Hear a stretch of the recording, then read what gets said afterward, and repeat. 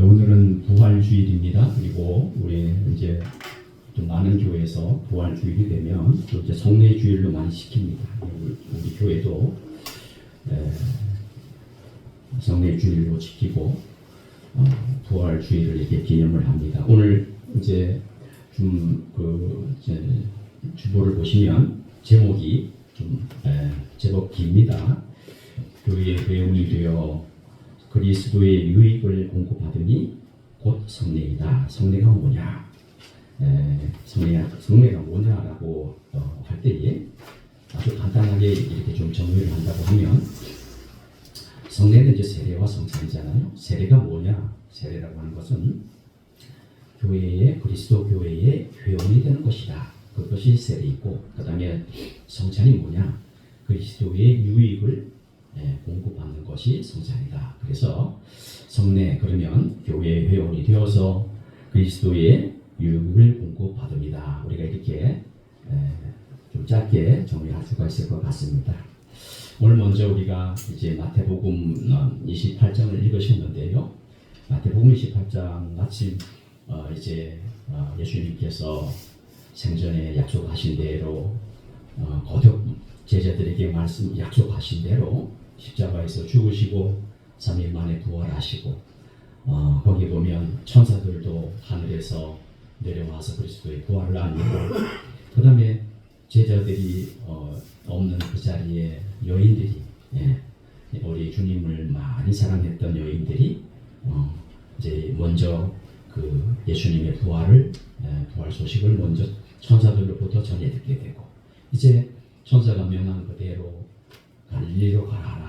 생전에 그런 말씀하셨거든요. 예수님이 제자들에게 갈릴리에서 내가 너희를 다시 만나리라 하신 대로 갈릴리로 가라. 그렇게 약속하지 않았느냐. 그래서 그 분부대로 그 여인들이 이제 제자들을 만나고, 제자들도 이제 갈릴리로 가게 되는 그런 장면을 보게 되는데, 여러분, 아는 게 아니라 우리에게 있어서 예수님의 부활 소식이야말로 정말로 귀하고 귀한 복음 중의 복음이죠.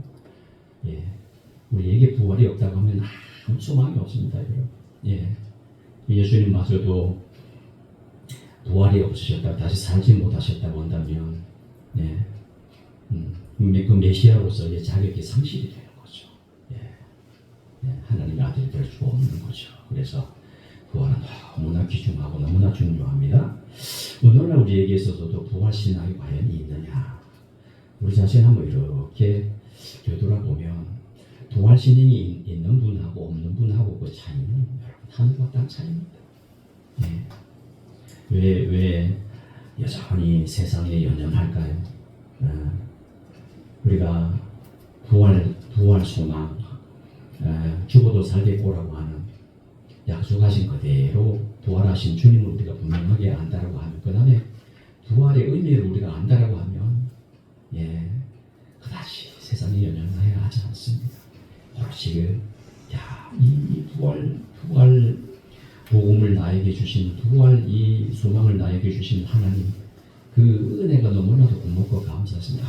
그 사람의 그 생각은 그죠? 하나님에게 맞닿아 있을 것입니다.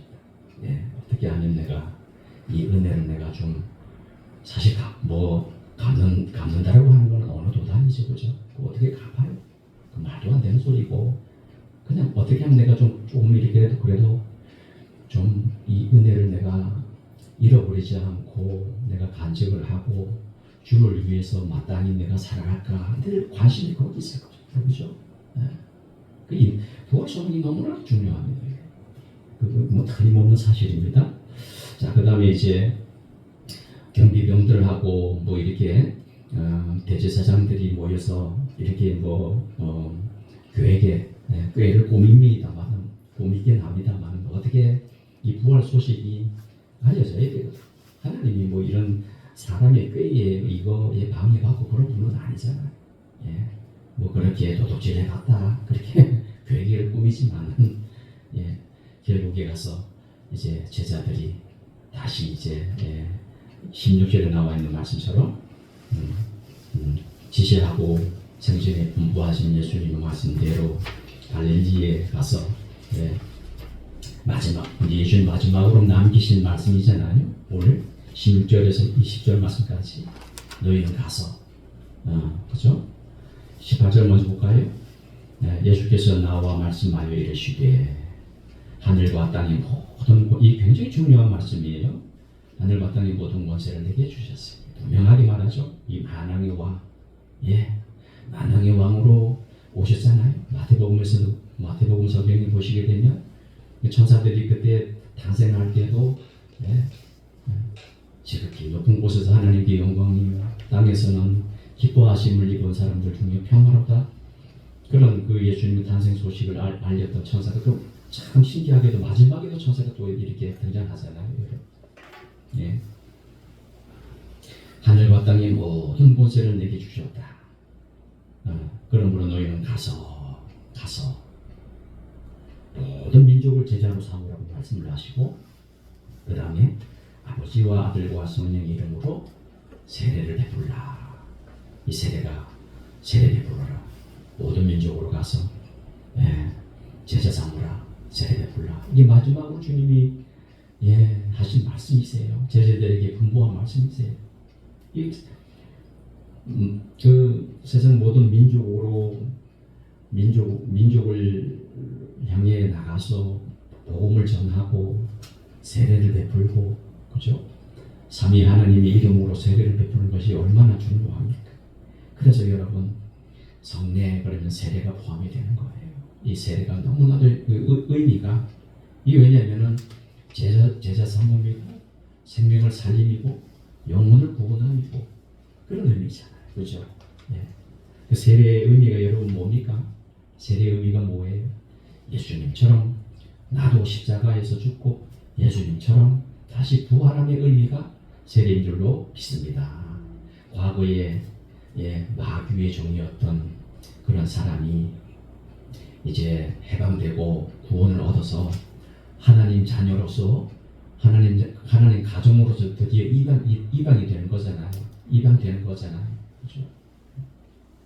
이제 특히나 여러분 우리가 교회 차원에서 교회론적으로 말씀을 드린다면 오늘 주보에 나와 있는 거죠. 교회에 드디어 회원이 되는 겁니다. 교회에 회원이 되는 거예요. 정식 절차가 있잖아요. 그죠? 그냥 되면 되는 식으로 너희는 보니까 그냥 세례 받아 이런 게 아니잖아요. 그죠? 안타깝게도 우리 교회에 우리 이경률 형제가 실은 참 시기를 따진다 그러면 벌써 작년 그죠? 작년 봄에 좀 세례를 받았었어야 되는데 사실 인간적인 마음으로 그런 계산을 다 하고 그랬잖아요. 저도 계산까지 다 해봤잖아요. 이렇게 했으면 좋겠다 그런 소망도 있었는데 그런데 여러분 이 모든 이런 그런 우리 교회 경험을 한번 두고 보더라도 여러분 이게 사람이 하는 게 아니에요. 사람이 하는 게 아니에요. 어찌 하나님 자녀가 되고 구원받는 것이 단순하게 그저 달랑 교회에 달려 있겠어요. 하나님이 하셔야 되는 줄로 믿습니다. 하나님이 하시는 일이에요. 이 세례가 굉장히 중요합니다. 여러분 신약 성경에 성례 그러면 세례와 성자 두 개밖에 없습니다. 두 개밖에 없어요. 이게 많은 것도 아니에요. 성례라고 거룩한 예식이잖아요. 하나님이 인정한 성례 두 개밖에 없잖아요. 로마 가톨릭에서는 일곱 개나 된다고 그러잖아요. 그래서 그냥 마치 그걸 보고 요람에서 무덤까지 로마 가톨릭에서는 탄생하는 순간부터 죽는 순간까지 매 단계마다 여러분 그 성례가 있어요. 7가지나 됩니다. 견진, 고해 성사, 견진 성사, 중부는 이제 마지막 죽을 때 또 세례를 주고 또 혼인 성사도 있어요. 결혼할 때 그것도 성례로 여깁니다. 그래서 인생의 중요한 그 각 단계마다 그렇게 물론 이제 세례와 성찬을 포함해서 그렇게 해서 7가지나 됩니다만 그래서 우리 인생의 각 단계가 중요한 단계마다 그때마다 그거를 성례로 여기지만 그러나 우리는 성경에서 분명하게 예수님이 제정하신 것만을 인정을 합니다. 그죠? 어디서 제정하셨어요? 바로 오늘 본문이잖아요. 그죠? 오늘 본문이잖아요. 마태복음 28장 16절 20절에서 예수님이 제정을 하신 세례를 여기서 지금 명하시잖아요. 그죠? 명하시잖아요. 내가 너에게 분부한 모든 것을 가르쳐 지키게 하라. 볼지어다 세상 끝날까지 내가 너희와 항상 함께 있으리라. 임마누엘. 할렐루야. 이 마지막으로 제자들에게 남긴 아주 든든한 약속이에요. 마지막으로 분부하시고 명령한 게 뭐라고요? 세례, 복음 증거 그거예요. 예수님 분명하게 제정을 하셨죠. 우리가 인정하는 거는 세례와 성찬입니다. 세례와 성찬. 그다음에 이제 예수님께서 제정하신 그 성찬은 성경 어디서 찾아야 되죠? 오늘 우리가 본문으로 삼은 고린도전서 11장 오늘 우리가 17절에서 34절 여러분 말씀을 읽는 것이 굉장히 중요합니다. 그래서 오늘 제가 성경을 많이 읽었는데요. 자 보게 되면 11장 17절 보면 우리 성경에 성만찬 제정 아주 이렇게 친절하게 또 이런 제목을 달았습니다. 성만찬 제정이잖아요. 성만찬 제정. 자 중요한 말씀만 보겠습니다. 23절 보면 분명하게 말하죠. 그죠? 사도 바울이 분명하게 말합니다. 내가 너에게 전한 것은 사도 바울이 고린도 교회에 뭘 전했어요? 뭘 전했는지 보겠습니다. 내가 너에게 전한 것은 주께 받은 것이 누구한테 받았다고요? 분명하게 말합니다. 분명하게. 이것보다 분명할 수가 없잖아요. 내가 너희들이 전한 것이 있는데 그것은 주께 받은 것이다. 자 보겠습니다. 주께 받은 것이래. 예수님께 받은 것이래. 사도 바울 예수님 만나잖아요. 그죠? 만나잖아요. 다메섹 도당에서 부활하신 예수님을 만났거든요. 자 그래 주께 받은 것이니 그러니 뭔지는 아직은 제가 설명 아직 안 했습니다만 분명해요. 내가 받았는데 그것은 너에게 잘했다. 오늘도 그렇죠. 오늘도 우리가 이 역할을 해야 되는 겁니다. 여러분 주님께 받은 것을 교회가 받아야 돼요. 그걸 보고 전통이에요. 전통. 교회는 전통이 있습니다. 여러분. 사도적인 전통이죠. 엉뚱하게 교회는 사람의 전통을 절대 따르면 안 됩니다. 누구의 전통만이에요? 예수님이 주신 것만. 할렐루야. 예수님이 교회에 분명히 물려준 게 있거든요. 뭐예요? 복음. 뭐예요? 성만찬. 뭐예요? 세례. 그죠? 분명하잖아요. 자 보겠습니다. 주께 받은 것이다. 그러니 자 보면 그 주 예수께서 잡히시던 밤에 떡을 가지사 이미 이 대목에서 성만찬이구나. 알게 되겠죠? 예수님께서 잡히시던 밤에 떡을 가지사 그것이 여러분 마가복음 14장 22절 24절 그 다음에 누가복음 22장 19절에서 20절 그 다음에 마태복음 26장 27절에서 28절 뭐죠? 예수님이 이제 6월절 최후의 만찬을 드실 때 그때에 세운 언약이잖아요. 거기에 쭉 소개가 됩니다. 보겠습니다. 예수께서 잡히시던 밤에 떡을 가지사 축사하시고 떼어 이르시되 이것은 너희를 위하는 내 몸이니 이것을 행하여 나를 기념하라. 성만찬이죠. 성만찬 기념하라. 25절 식후에 또 한 그와 같이 잔을 가지시고 위에는 떡을 떼는 거 밑에는 잔을 나누는 거 이러시되 이 잔은 내 피로 세운 새 언약이니 새 언약 얼마나 중요합니까? 우리 지난번에 새 언약 살폈잖아요. 너무나도 중요했어요. 피로 세운 새 언약이에요. 예수님의 피로 세운 새 언약 때문에 우리가 생명을 얻은 거예요. 할렐루야. 예수님이에요. 예수님 위대한 맞바꿈이라고 그래요. 위대한 맞바꿈. 위대한 교환, 따라합시다. 위대한 교환. 위대한 교환. 뭘로 교환해서? 예수님, 예수님 생명을 바꾼 거예요. 저와 여러분을 바꾼 거예요. 그걸 보고 새 언약이라고 그래요. 피로, 이 새 언약은 피로 피. 피가 생명이잖아요. 목숨이잖아요. 이것을 행하여 마실 때마다 나를 기념하라. 그래서 우리는 기념을 해야 됩니다. 기념을 해야 돼요. 그래서 존 갈빈 목사님은요, 매주마다 성찬했다거든요. 매주마다. 또 안타깝게도 존 갈빈 목사님이구만 거기서 스위스 제네바에서 쫓겨났어요. 또. 그때 종교개혁 시대에 이제 뭐 로마 가톨릭의 그 세력이 워낙 강하니까 꽉 잡고 있었으니까 뭐 호락호락 그렇게 개혁교회들 뭐 이렇게 개신교회들을 뭐 그렇게 용납해주지 않았어요. 호시탐탐 그냥 못살게 굴고 죽이고 핍박하고 모질게 굴었죠. 굉장히 뭐 이런 개혁을 이루어내기까지 그 희생은 이루 말할 수가 없습니다. 근데 존 칼빈 목사님은 매주마다 성찬식을 제네바 도시를 개혁 도시로 만들기 위해서 크게 여러 말을 썼죠. 존 칼빈 목사님은 별명이 뭐냐면 걸어다니는 병원이래. 걸어다니는 병원. 몸이 그렇게 약기 때문에. 보면 그 교회사 책을 읽어보면 몸에 뭐 병을 그냥 짊어지고 다녀요.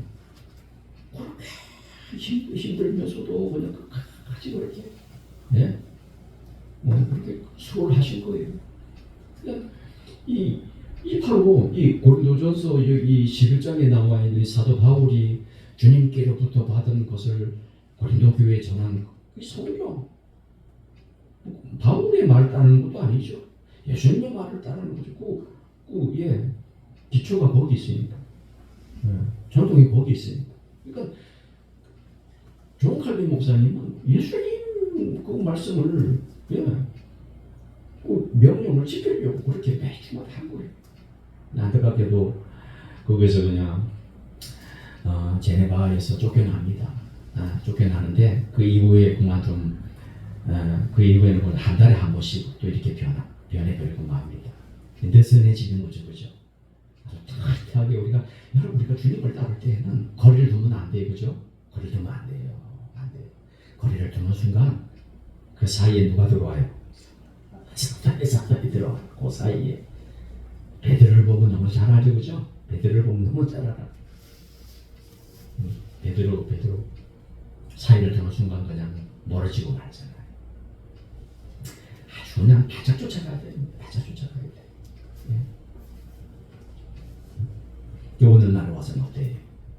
참 부끄럽게도 우리 교회도 참 그동안에 참 그렇게 못했지만 그래서 우리 한국 교회도 많이 이 성례식을 자주 하는 교회는 한 달에 한 번씩 하는 교회가 또 있어요. 그거 잘하는 겁니다. 왜 여러분이 성례가 그렇게 중요할까요? 성만찬이 그 의미, 그 다음에 그 은혜, 이게 은혜, 하나님의 은혜를 받는 방식이거든요. 이게 아주 대표적인 게 두 가지입니다. 말씀과 성례, 말씀과 성례, 그죠? 이 말씀은 더 이상 제가 이 시간에 말씀을 강조 안 해도 여러분이 말씀이 중요하다고 하는 거는 그동안에 제가 누차 말씀드려서 여러분 잘 아실 거예요. 그 다음에 강구하기가 쉬운 게 있어요. 성만찬이에요. 성례. 이 세례도 굉장히 중요한 거거든요. 성만찬이 굉장히 중요해요. 왜냐하면 예수님이 우리를 구원하는 그 방식이 자신의 몸을 찢기시고 자신의 피를 우리를 위해 주시잖아요. 요한복음에서 사도 요한이 말을 하고 있는 것처럼 우리가 예수님을 먹지 않으면 그 예수님의 피를 우리가 마시지 않으면 우리에게 뭐가 없어요? 생명이 없어요. 그 의식, 그 표, 그 인, 그게 이 성만찬이거든요. 그러니까 거기에 대해서도 주님이 또 분명하게 금방 말씀드린 것처럼 마태복음 26장이잖아요. 거기에 예, 최후의 만찬 예수님이 뭐 고스란히 제자들에게 의미도 다 설명을 하고 떡을 깨시면서 떡은 뭘 상징하죠? 예수님의 살, 살. 예. 그 다음에 피는 뭐 예수님의 포도주가 뭐예요? 예수님의 피. 맞아요. 그러면서 이제 요 의미를 알려고 하면은 여러분 요한복음 6장 말씀 보시면 아주 예수님이 자세하게 설명해 주셔요. 나는 생명의 떡이다. 그죠? 나는 생명의 떡이다. 그 다음에 그 사마리아 여성에게는 그 물 좀 달라 그러잖아요. 근데 내가 너한테 영생하도록 주는 물을 내가 너에게 주겠다. 그런 말씀 하시잖아요. 예수님 피. 예수님을 마시지 않고는 우리의 뭐 진정한 여러분 구원과 우리의 참다운 삶이 어디에 있어요? 예수님과 관련이 되죠. 예수님을 먹어야죠. 예수님의 피가 우리 상관이 없으면 예수님의 그 생명 영식, 예수님의 말씀이 꼴고 이게 없으면 우리에게 생명이 없어요.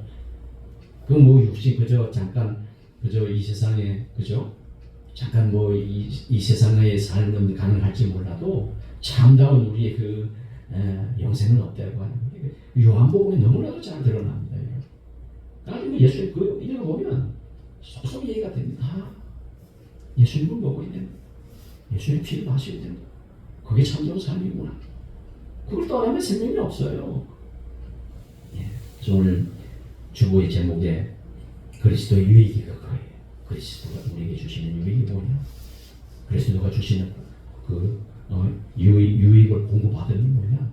이걸 우리는 감사하게 평생 동안 우리가 저와 여러분이 이제 순례의 길을 걸으면서 이 지금 우리가 사는 삶은 광야잖아요. 그렇죠? 하나님 자녀가 되지만 여러분 구약 성경 보시게 되면 이스라엘 백성들이 시내산에서 언약을 맺고 하나님의 백성이 되었지만 평탄했어요? 가나안으로 가는 길이 순탄했어요? 천만에 그죠? 모진 고생을 다 합니다. 모진 고생을 다 해요. 그러면 그 여러분 그 척박한 광야에서 뭘 먹어야 되잖아요. 먹어야 생명이 부지가 되고 유지가 되잖아요. 그럼 뭘 먹어요? 네? 뭘 마셔야 될까요? 반석에서 나오는 물을 마셨잖아요. 할렐루야. 예수님이잖아요. 예수님. 하늘에서 내려온 신령한 떡이 있었잖아요. 예수님의 몸인 줄로 믿습니다. 근데 참 안타까운 것은 이스라엘 백성은 그 만나를 먹었음에도 불구하고 반석에서 나오는 물을 마셨음에도 불구하고 다 그거 죽잖아요. 그거 뭘 상징해요? 대부분 다 그 광주에서 다 죽잖아요. 1세대들은. 그죠? 출애굽한 1세대들은 그거 다 죽어요. 달랑 몇 명만 남아요? 요수아하고 갈렙. 그죠? 야, 2세대가 여러분 가나안으로 들어갔거든요. 그건 뭘 의미해요? 참떡, 참 생명을 되시는 예수님을 먹어야 된다는 거예요. 할렐루야. 그거 못 먹으면 다 거기서 쓰러져요. 그러니까 가나안을 향하는 그 순례길을 우리도 교회가 바로 똑같습니다. 우리가 하나님 나라의 회원이 되지만 가시적으로는 교회 회원의 그 가시적인 표잖아요. 그 세례가 그렇게 됩니다만 우리가 하나님 자녀가 된다고 하더라도 어디 뭐 우리 앞에 꽃길이고 만사형통 길인가요? 그건 하나님 방식이 아니잖아요. 우리가 요즘에 목마르거든요. 세상 살아갈 때 이런 일 저런 일을 얼마나 많이 당합니까? 눈물을 흘려야 되고 자녀로 인해서 마음이 아파야 되고 그 우리의 삶이에요. 그러면 이 순례길을 걸어가는 광야 같은 세상 길을 우리가 하나님 나라 그거 딱 도착하는 그 순간까지 도대체 뭘 먹어야 되냐?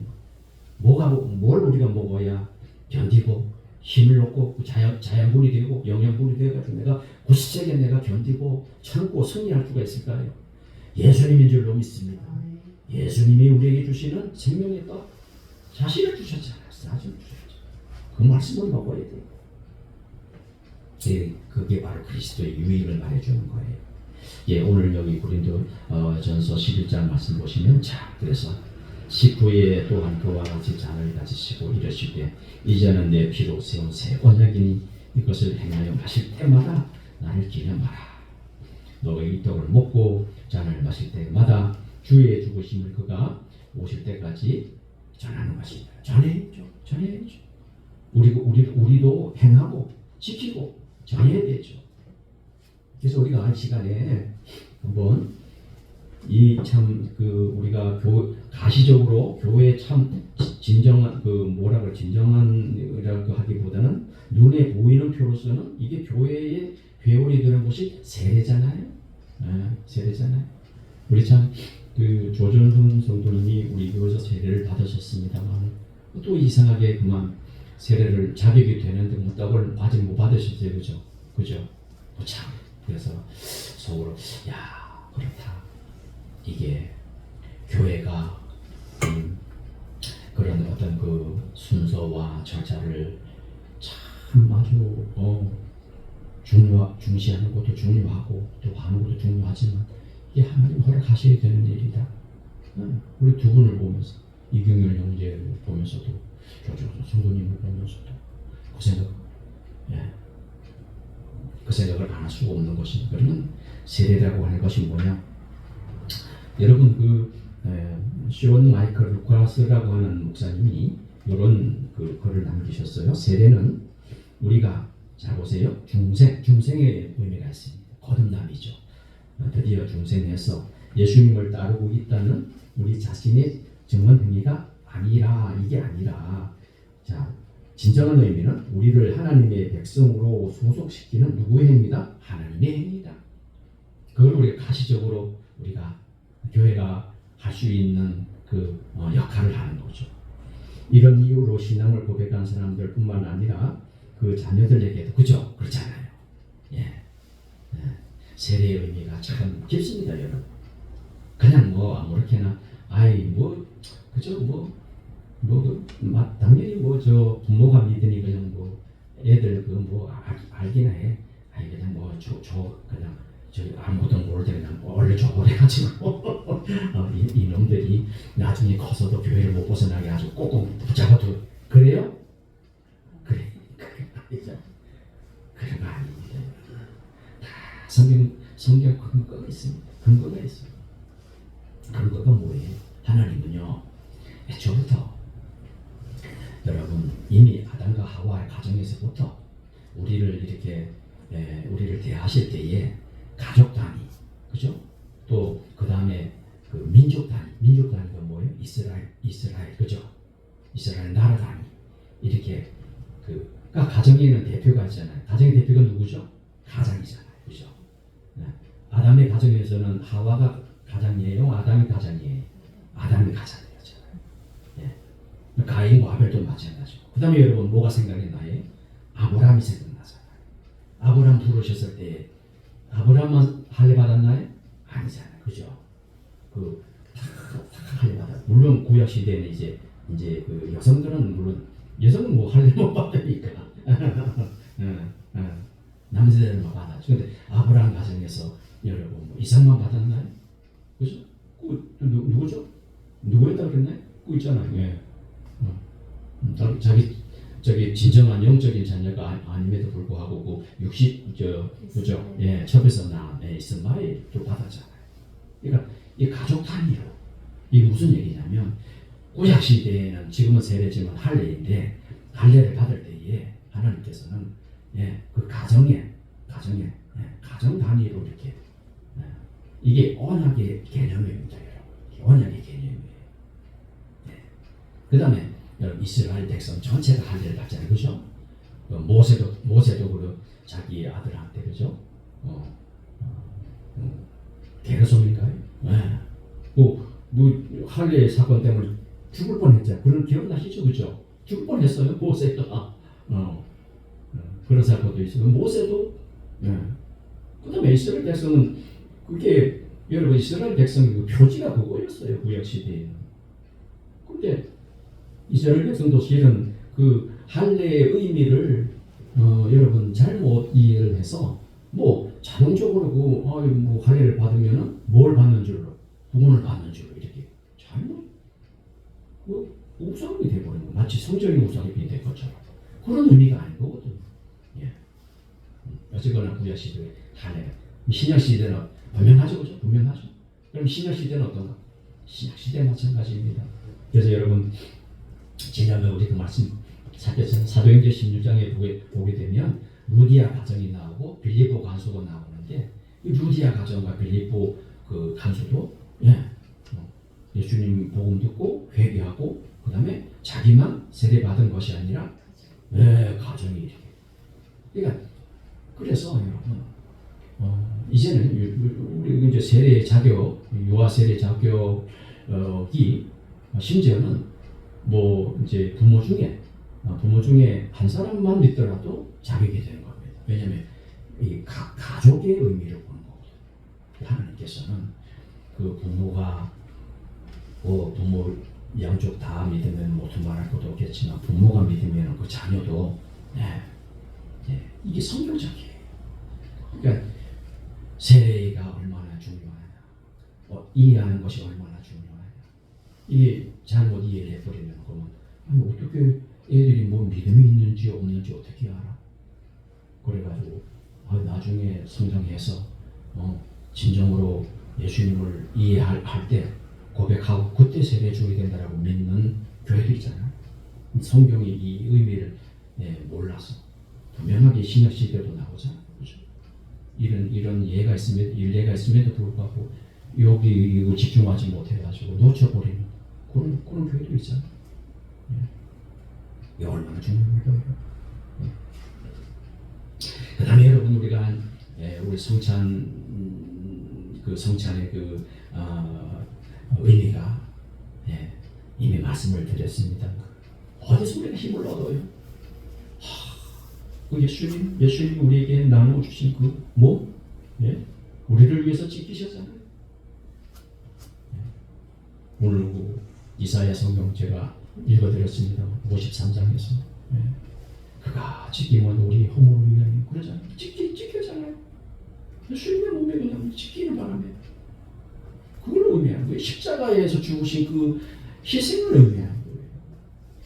이거 먹어야 우리가 원기가 제공이 돼요. 영양분을 거기서 얻어요.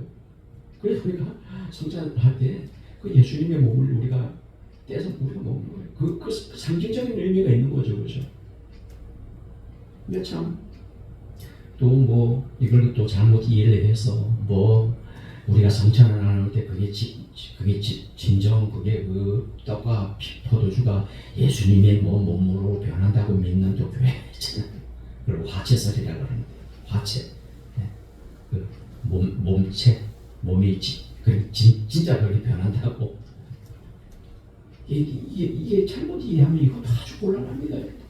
심각해요. 그래서 우리 종교계 우리 선배들은요, 그런 그 주장에 대해서 아주 단호하게, 그건 아주 그 미신적이고 말이지. 그건 미신이다. 그건. 아주 그거는 절대 유익도 못하고 오히려 해롭다. 강력하게 여러분 신조에 보면 다 명기를 해놓았습니다. 이거 아주 도움이 되기는커녕 아주 그냥 미신적이고 말이지. 그렇게 아주 딱 규정을 해놨습니다. 그거 아니잖아요. 그리고 여러분 루터 교회 루터파에서는 또 이제 공제설이라 그래가지고 떡을 이제 떡을 나눌 때에 실제 그 예수님이 그 옆에 위에 밑에 실제로 존재한다. 또 이렇게 또 그런 공제설이라 그래요. 여러분 우리 개혁파에서는 뭐 화채설이라든가 공제설이라든가 기념설도 있습니다만 기념하라 그래서 거기에 또 이제 이렇게 주안점을 두어서 기념의 의미도 있습니다. 그러나 여러분 우리가 칼빈의 그 전통을 따라서 우리는 따라서 합시다. 영적 임재설. 영적으로 진짜 임한다는 거죠, 그죠? 실제 그게 그 예수님의 몸으로 변하는 게 아니고 영적으로 임재한다는 거죠. 그런 의미가 있는. 그래서 떡을 우리가 나누는 겁니다. 우리 여행에 필요한 영양분을 우리가 주님으로부터 얻는 줄로 믿습니다. 예, 방금 읽어드린 이 책에서 자 루카스 목사님은 우리 성찬에 대해서 이렇게 잘 설명합니다. 잘 들어보세요. 우리가 성찬에서 받는 유익은 우리가 그리스도인의 삶을 사는데 결정적이다. 이 만찬을 통해서 영적으로 자양분을 공급받고 은혜 안에서 자라는데 필수적인 것을 얻게 된다. 그러면 여러분 우리가 성찬을 아주 중시해야 됩니다. 성찬에는 우리가 잘 들어보세요. 그리스도와 연합하여 교제한다는 사실을 확인하고 하나님께 대한 감사와 헌신을 새롭게 하고 또 신자 상호 간에 사랑하고 교제하기로 약속하고 결단하는 것이 포함되어 있다. 그렇게 말을 합니다. 그렇죠. 예수님과 하나됨이죠. 왜? 예수님의 살을 먹으면 내가 누구와 하나가 되는 거예요? 예수님과 하나가 된다. 연합하는 거예요. 여러분, 예수님과 연합은 너무나도 중요합니다. 예수님과 연합. 그러니까, 자, 예수님과 연합이라고 하는 참 이거는 오늘 그 주보에 제가 그 그리스도의 유익이라고 제가 이제 거기에 이제 제목을 달았는데 그거예요. 뭐라고요? 예수님과의 연합. 예수님과 드디어 내가 하나가 되는 거예요. 이게 참 그리고 얼마나 많은 유익을 얻겠습니까? 할렐루야. 얼마나 많은 은혜를 우리가 받겠습니까? 우리가 하나님의 은혜를 받는 방법이에요. 지금 우리 오늘 살피는 이 주제가 뭐라고요? 세례. 뭐라고요? 성찬. 우리 하나님의 은혜를 우리가 어떻게 받아요? 말씀을 통해서, 성례를 통해서. 딱 이 두 가지예요. 우리가 뭐 기도로도 하나님의 유익을 얻긴 합니다만 가장 대표적인 것이 뭐니 해도 말씀과 성례더라. 아니 성례는 뭐 말해 뭐합니까, 그죠? 오늘 살폈습니다만 그 고스란히 그 예수님의 그게 나의 것이 된다는 의미 아닙니까, 그죠? 자, 그래서 오늘 이제 말씀을 좀 맺겠는데 말씀을 맺으면서 제가 우리가 성찬을 대하는 자세가 어떠해야 될지에 대해서 제가 한번 좀 책에 나와 있는 요거를 우리가 한번 여러분이 한번 이렇게 들어봐도 괜찮겠다 싶어서 오늘 맺는 말은 요걸로 대신하겠습니다. 잘 좀 들어보시기 바랍니다. 이런 영적 은혜를 받기 위해서 성찬에 참여하기 전에 적어도 두 가지 측면에서 자신을 준비해야 한다. 첫째, 고린도전서 11장에 있는 바울의 명령에 의거해서 주의 만찬에 참여하기 전에 서로를 살펴야 한다. 자신이 그리스도 안에 있는지, 자신의 죄와 부족함, 진리에 대한 지식의 정도와 믿음, 회개, 하나님과 형제에 대한 사랑, 온 인류에 대한 사랑, 자신에게 해를 끼친 사람에 대한 용서, 그리스도를 사모하는 갈망, 순종을 새롭게 결심하는지를 살펴야 된다. 요거는 여러분 웨스트민스터 라지 카테키즘 대교리 문답에 있습니다. 둘째, 마음을 새롭게 해서 모든 은혜의 수단들을 열심히 활용해야 한다. 자기 자신을 살피고 점검하기 위해서는 하나님 말씀의 진리를 묵상해야 하고 영적인 의무를 이행하지 못한 것을 깨달았을 때에는 용서하시는 하나님의 놀라운 은혜를 기대하며 묵상해야 한다. 또 열렬히 기도함으로써 자신의 죄와 실패에 대해 하나님의 자비와 은혜를 구하며 동시에 성찬 가운데 우리를 만나 주셔서 힘과 은혜를 베풀어 달라고 구해야 한다. 뭐 여러 말씀이 있습니다만은 생략하고, 자, 이렇게 해서 성찬식이 끝나고 나면 자신이 성찬의 어떤 태도와 방법으로 참여했는지 생각해 보아야 한다. 영적인 위로와 갱신을 경험했다면 베풀어 주신 자비에 대해 하나님께 감사드리고 이런 은혜를 계속 내려달라고 간구하고 죄에 빠지지 않도록 경성하고 자신의 영적 의무를 이행해야 한다. 앞서 언급한 위로와 갱신을 얻지 못했다면 성찬에 앞서 자기 자신을 합당하게 준비했는지 그리고 참여할 때는 바르게 참여했는지를 돌이켜보아야 한다. 자기 자신을 준비했고 하나님의 임재를 간절히 찾으며 참여했다 할지라도 영적 은혜는 하나님이 중요합니다. 그렇게 했다고 하더라도 영적인 은혜는 하나님의 정한 선한 때에 주어질 줄 믿고 기다려야 한다. 그러나 만약 자신을 잘 준비하지 못했거나 성찬에 합당하게 참여하지 못했다면 다음 성찬에 참여할 때는 자신을 더욱 낮추고 하나님의 임재를 더욱 열렬히 그리고 부지런히 추구해야 된다. 이것은 웨스트민스터 라지 카테키즘 대결 인문답 175 문항에 있습니다. 성찬을 대하는 우리의 자세에 대한 말씀이죠. 우리 교회 입장에서는 우리 한수 집사님들이 이번에 성찬에 참여를 하지 못하게 돼서 제가 또 조금 연기를 할까 이런 생각을 하다가 이제 우리도 가을에 또 있잖아요. 여러분 참 이게 감사히 참 그거예요. 지금 우리가 오늘 우리가 베푸는 이 성찬에 우리가 혹시나 좀 미진한 부분이 있고 혹시나 뭐 준비가 좀 미흡해서 우리가 좀 충분한 은혜를 못 받았다고 하더라도 또 다음 기회가 있어요. 또 다음 기회에 우리 하나님께서 우리 주님께서 자신의 몸을 또 우리에게 주실 줄로 믿습니다. 또 준비하는 거죠. 또 기회가 또 주실 줄로 믿고 그런 은혜가 오늘 이 금방 제가 이거 책을 좀 이렇게 읽어드렸는데 준비를 많이 해야 되겠구나. 그죠? 그렇죠. 요 의미를 우리가 분명하게 새기고 미리 준비하고 기도하면서 우리 주님을 사모하는 마음으로 참여하지 못하면 무슨 유익이 있습니까? 오히려 역되게 하는 것이죠. 오늘 여러분 고린도전서 10장 보세요. 고린도 교회에 그 성찬의 의미를 제대로 살피지 못하고 미리 갖다 먹고 뭐 배고픈 사람은 그냥 뭐 안중에도 없고 그래가지고 그 말씀 보시게 되면 뭐 어떤 말씀이 나와 있죠 거기? 그 뭐 병든 자가 있지 않느냐 막 이런 그 아주 그 심각한 얘기가 나옵니다. 보세요. 너희 중에 약한 자와 병든 자가 많고 잠자는 적도 이거 잘못 하나님 징계를 받아가지고 이렇게 해석하는 그렇게 해석하는 사람도 있거든요. 분별하지 못하고 잘못 그것도 우리가 참 우리의 반면 교사를 삼아야 될 것이고 오늘 말씀을 맺으면서 사랑하는 여러분 오늘 부활 주일입니다만 부활의 주님도 감사하고 그러나 오늘 우리가 하나님께서 우리에게 은혜를 주실 때 어떻게 은혜를 어떻게 받냐? 방식이 뭐냐? 말씀과 성례인데 세례가 얼마나 중요하고 그렇죠? 가시적으로 교회 회원이 되는 것이고 자 이제 가시적으로 교회 회원이 그러니까 즉 영적으로 하나님 나라 백성이 되면 이제 광야를 걸어가야 되는데 어떻게 우리가 메마른 땅을 이스라엘 백성은 40년 동안 그냥 걸어가는데 우리도 참 그래 그죠? 금방 우리가 하나님 나라에 못 들어갑니다. 연단받고 훈련받고 깨지고 또 자빠지고 넘어지고 또 다시 오토바이처럼 또 일어서서 우리가 이 길을 어떻게 걸어갈 수 있어요? 뭘 먹어야 돼?